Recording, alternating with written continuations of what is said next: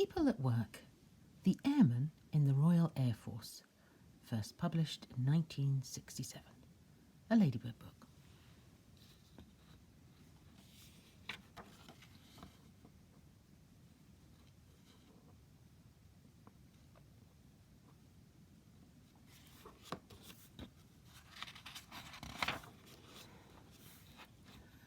Some of the first men to fly an aircraft are still alive today.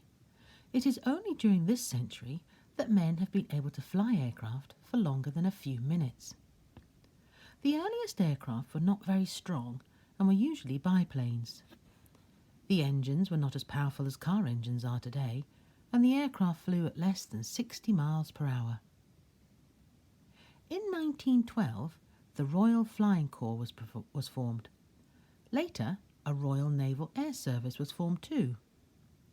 These were joined to make the Royal Air Force in 1918. In early aircraft, the pilot's seat was called the cockpit. This had no cover over it, and the pilot had to wear goggles. In 1936, the Spitfire Fighter aircraft was made. This had a covered cockpit, wheels that folded into the plane, and 8 machine guns. It flew at 410 miles per hour. By 1939, the Airmen of the RAF had 3 very good aircraft. These were the Spitfire Fighter, seen in the picture opposite, the Hurricane Fighter, and the Wellington Bomber. Today, the RAF has many kinds of aircraft, and some of them can fly at 1,400 miles per hour.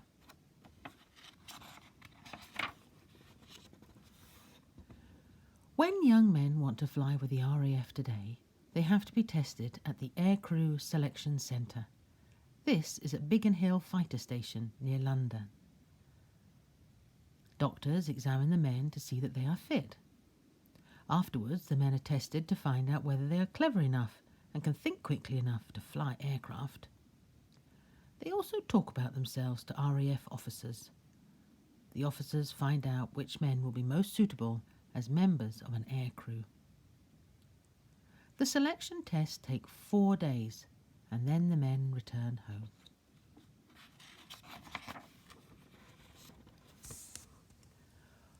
After 4 weeks, the men who have been tested are told if they have been selected. They are offered aircrew training as pilots, navigators, or air electronics officers. When these men join the RAF, they all go to the initial training school for 15 to 20 weeks. There they learn about what their life and work will be like in the RAF. They play games and do training to make them fit. Those men who are to become pilots are given 5 weeks initial flying training. They learn to fly in Chipmunk aircraft.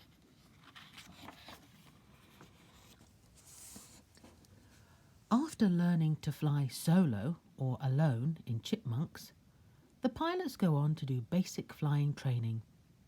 This lasts for 45 weeks. The pilots learn how to fly jet planes on the Jet Provis 3 training aircraft. In this plane they learn night flying, flying in groups or formation, and flying at high altitudes. As well as flying training, the pilots study signalling, weather, navigation, and what makes aircraft stay in the air. Pilots also learn how to look after themselves in case they ever crash in places a long way from any help.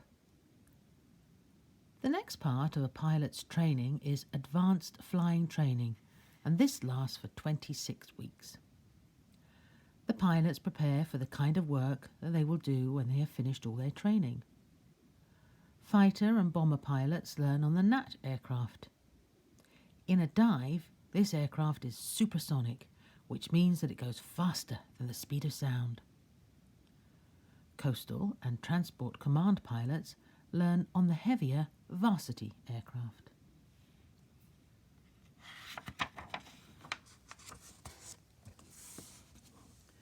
There is usually a navigator on every type of aircraft. His work is to plan the flight of the aircraft and tell the pilot where the plane is and where to go. He must be able to do this by day or by night. Those men selected to be trained as navigators spend 50 weeks at basic and advanced air navigation schools.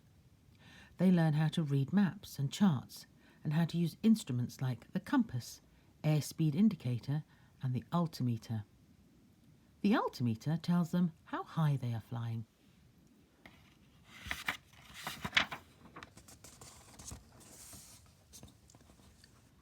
Navigators do some of their training in large aircraft. These carry 10 men, each with his own set of instruments. In the crew of larger aircraft, there is also an air electronics officer. These men train for 53 weeks at an air electronics school. They have to understand and learn how to use all kinds of radio and radar instruments. When in the air, pilots must keep to the air traffic lanes. They're not allowed to fly anywhere they wish. The air electronics officer keeps in radio contact with air traffic controllers on the ground so that the aircraft keeps to the correct lane.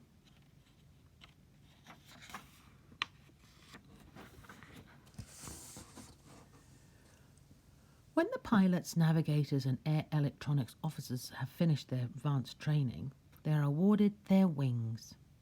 This is a badge shaped like wings which is worn above the breast pocket. Pilots wear a badge with 2 wings and navigators and air electronics officers wear only 1 wing. The wings are given to the men by one of the important men in the RAF at a special passing out parade. The wives and families of the men watch the parade. This is a great day for the men who get their wings.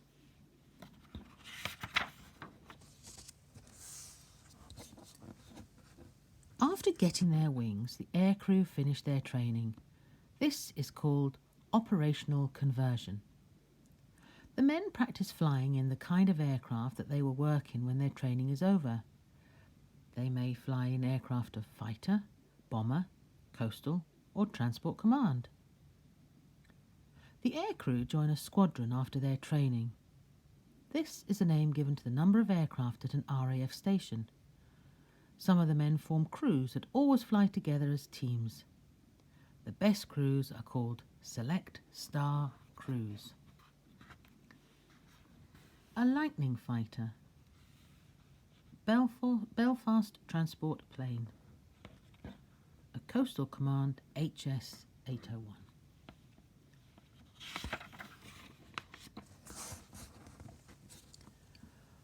Pilots of fighter aircraft usually fly alone. The pilots of Lightning Fighters travel at about 1,500 miles per hour. This is more than twice the speed of sound. The speed of sound is about 760 miles per hour and is called Mach 1. Some of the newest fighters fly faster still. The F-111 aircraft has wings which can be moved as it flies. With the wings swept back, the pilot flies the aircraft at 2.5 times the speed of sound. With the wings open, the pilot can fly slowly and land in a very small space.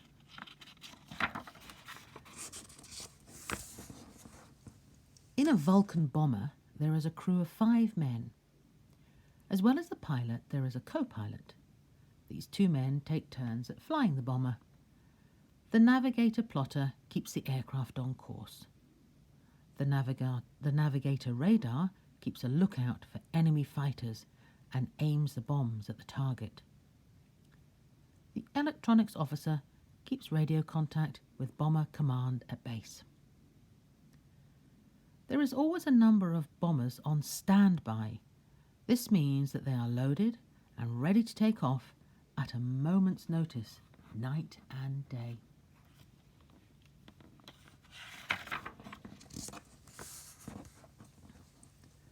Coastal Command is another branch of the RAF. The men who fly with Coastal Command use special aircraft. These are fitted with electronic instruments to help the crew to find, track and destroy submarines.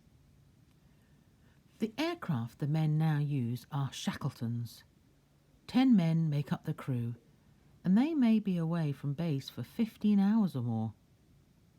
Men of Coastal Command also fly the helicopters used for air-sea rescue. A new turbojet aircraft, the HS-801, will soon replace the Shackleton. This new plane is like the Comet airliner.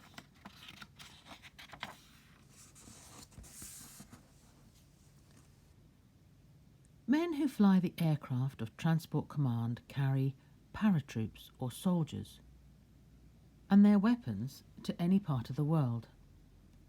The Belfast is the largest aircraft in the RAF. It can carry 6 helicopters or 200 fully armed soldiers.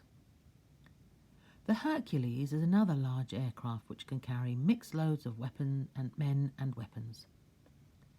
The Andover is a small transport aircraft that can take off from small, rough airstrips.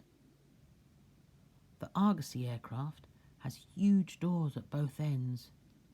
With its nose up and back doors open, a parachute cargo can be quickly slid out.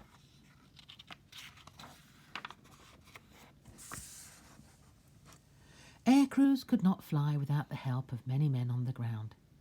These men are skilled workers. Some of them know their job or trade before they join the RAF. Others learn a trade after joining. Some of the men only work on aircraft. Other men do jobs such as driving lorries, signalling, ground radar, and even cooking for all the other men. The cooks are trained at a school of catering. There they learn how to cook good meals for large numbers of men. The best cooks become chefs.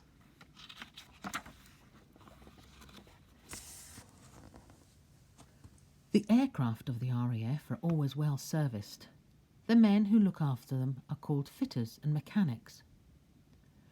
There are 4 kinds of work to be done on an aircraft. Airframe fitters look after the bodywork inside and outside the aircraft. Propulsion fitters work on the engines. Armament fitters see that the guns, bombs and rockets are always in good order. And electrical fitters make sure the wiring and electrical power units of the aircraft work properly.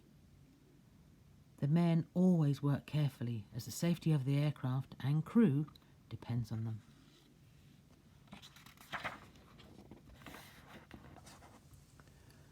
The crew of an aircraft uses a lot of electronic equipment.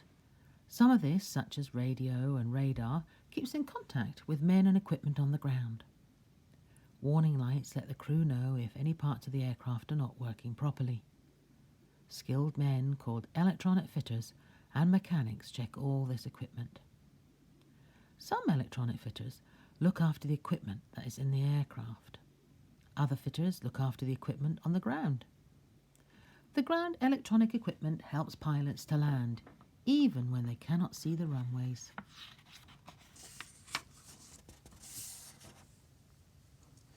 Air traffic controllers are men who keep contact with aircraft in the air.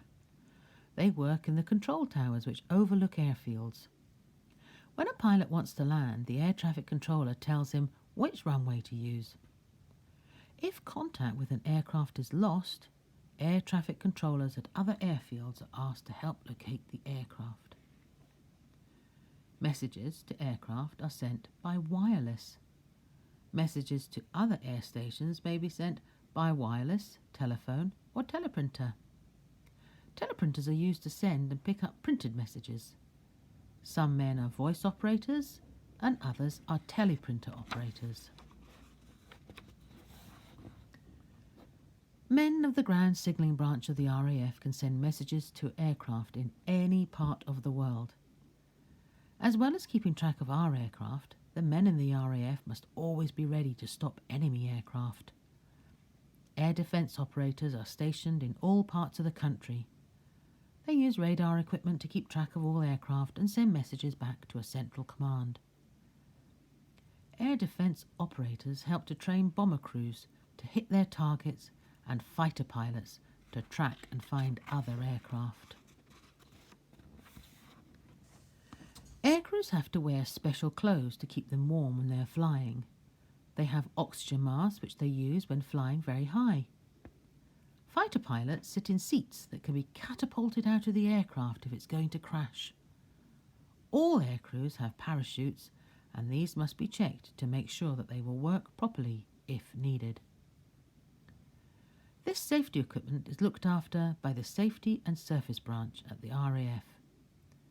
The men of this branch also paint and polish the outsides of the aircraft.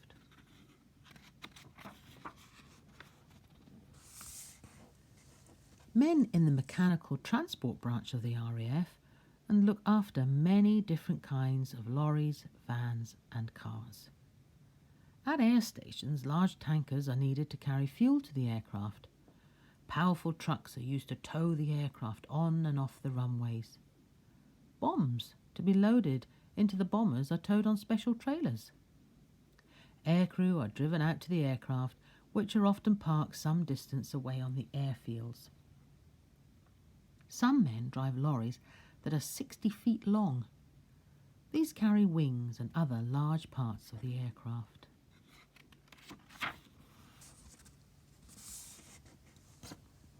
As well as looking after aircraft, some men in the RAF looked after boats.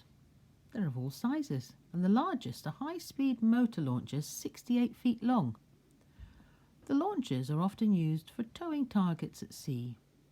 Aircrews spot the targets and practice attacks on them. The motor launchers are kept at ports around our coast. They are used with helicopters and other aircraft for sea searches and rescue work. Airmen form the boat crews, and other airmen called marine fitters and boat repairers look after the boats.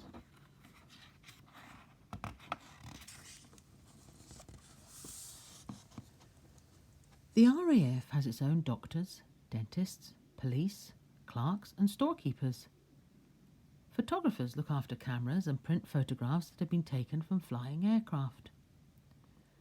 Some men join the RAF when they are 17 years old and are trained to do skilled work. Other young men try for RAF scholarships so that they can go to the Raf College at Cranwell. The men who go to Cranwell are specially trained for the most important positions in the Royal Air Force, both on the ground and in the air.